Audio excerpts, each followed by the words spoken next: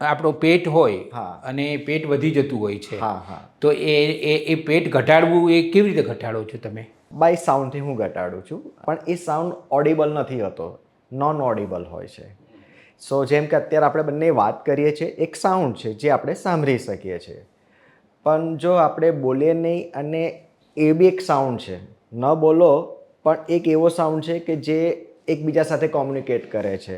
જેમ મૌન એ એક જાતની ભાષા જ છે, હા. એવી જ રીતે ન બોલાયેલો અવાજ એ પણ એક જાતનો અવાજ છે. ના, હું એવું નહીં, હું એક એવું કહેવા માગું છું કે જેમ કે આપણે ચામરચીડિયા છે, તો એ બંને એકબીજા સાથે જે વાત કરે છે, ડોલ્ફિન છે પાણીમાં, એક ડોલ્ફિન અહીંયા અને બીજું 10 કિલોમીટર દૂર હોય, તો એ લોકો જે વાત કરે છે પણ આપણને સંભળાતું નથી, બરાબર, એની ભાષા કે એનો અવાજ કશું, પણ તો એ બંને કોમ્યુનિકેટ કરે છે. એ જે કોમ્યુનિકેટ કરે છે એ એક સાઉન્ડ છે, જે હ્યુમન બિંગને એ કાન ટેવાયેલા નથી કે આપણે સાંભળી શકીએ, એટલી એ લો ફ્રિકવન્સીના હોય છે સાઉન્ડ્સ. સો એ સાઉન્ડ પર હું કામ કરું છું, જે હ્યુમન બોડી એને સાંભળવા માટે તૈયાર નથી, એમ એ લેવલ પર હું કામ કરું છું. અને એની મદદથી હા, એ સાઉન્ડથી હું સામેના વ્યક્તિનો શરીરનો ઘેરાવો ઘટાડું છું.